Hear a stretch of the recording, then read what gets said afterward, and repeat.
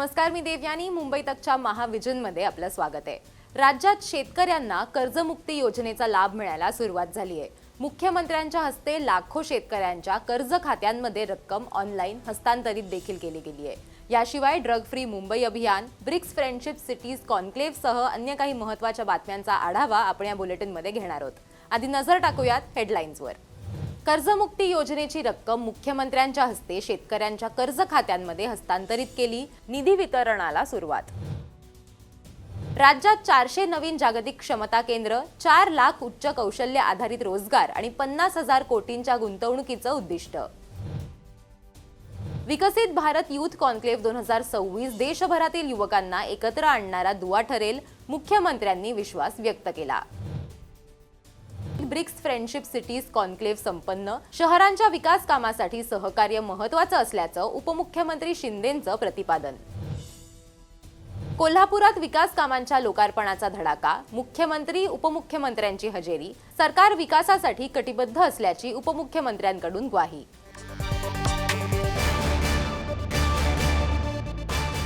पहिली बातमी आहे कर्जमुक्तीच्या महत्त्वाच्या निर्णयाच्या अपडेट संदर्भातली.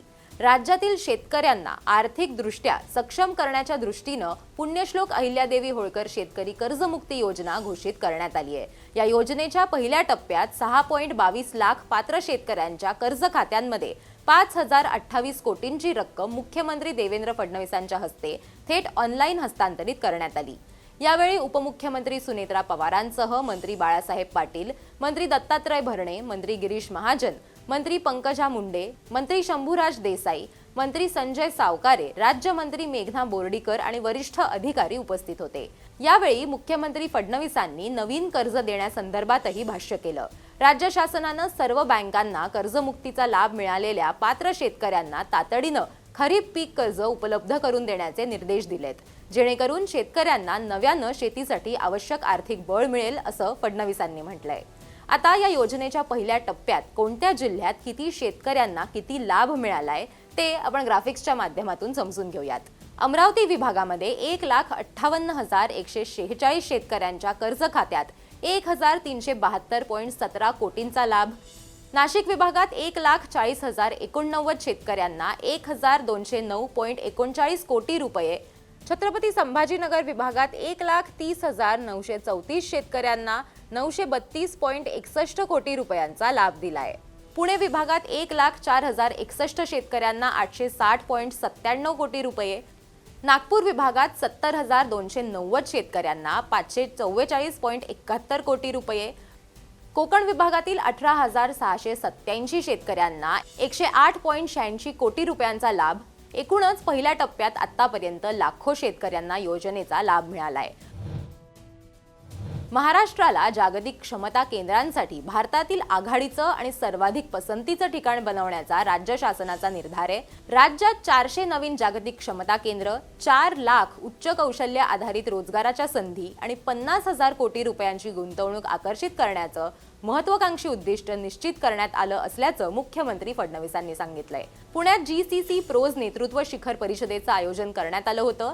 यावेळी उपमुख्यमंत्री सुनेत्रा पवारांसह पुण्याच्या महापौर मंजुषा नागपुरे आणि वरिष्ठ अधिकारीही उपस्थित होते. महाराष्ट्राला $1 ट्रिलियन अर्थव्यवस्था बनवण्याच्या महत्त्वाकांक्षी उद्दिष्टात जागतिक क्षमता केंद्रांची भूमिका अत्यंत महत्त्वाची आहे. ही केंद्र केवळ भांडवल घेऊन येत नाहीत, तर ज्ञान, जागतिक कार्यपद्धती, संशोधन व विकास, नेतृत्व आणि उच्च मूल्य आधारित रोजगार घेऊन येतात, असंही ते म्हणाले. पुण्यात विकसित भारत युथ कॉन्क्लेव्ह 2026 या 3 दिवसीय भव्य युवा महोत्सवाचं आयोजन करण्यात येणार आहे. महाराष्ट्रातील तसंच देशभरातील युवकांना क्रीडा, तंत्रज्ञान, उद्योजकता आणि सांस्कृतिक क्षेत्रातील संधी उपलब्ध करून देण्यासाठी ही कॉन्क्लेव्ह दुवा ठरेल, असा विश्वास मुख्यमंत्री फडणवीसांनी व्यक्त केलाय.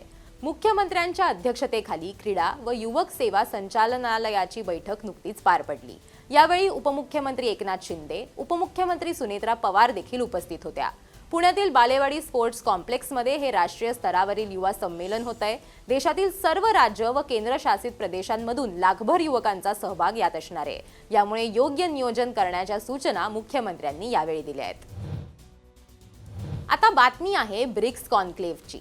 मुंबईत ब्रिक्स फ्रेंडशिप सिटीज कॉन्क्लेव्ह 2026चं आयोजन करण्यात आलं। राज्यपाल जिष्णुदेव वर्मा यांच्या प्रमुख उपस्थितीत या परिषदेचं उद्घाटन करण्यात आलं।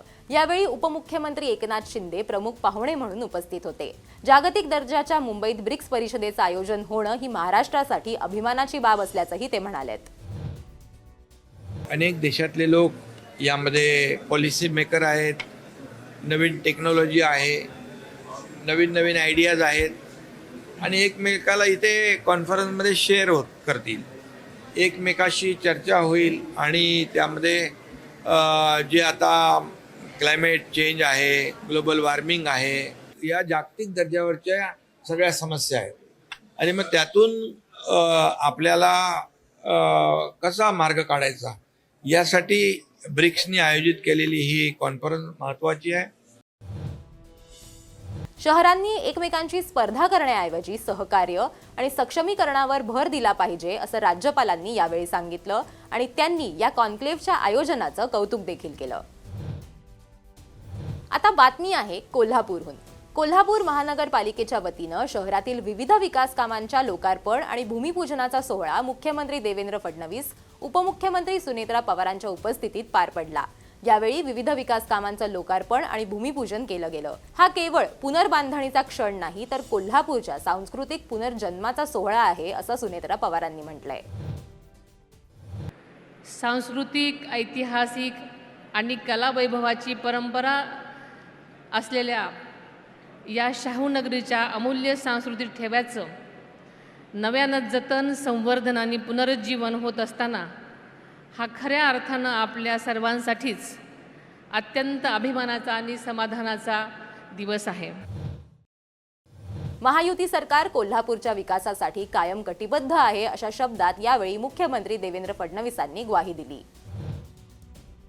या होत्या या आठवड्यातल्या काही महत्त्वाच्या बातम्या। तुम्हाला हा व्हिडिओ कसा वाटला ते मला कमेंट करून नक्की सांगा आणि अशाच सगळ्या अपडेट्ससाठी मुंबई तकला सबस्क्राइब करायला विसरू नका।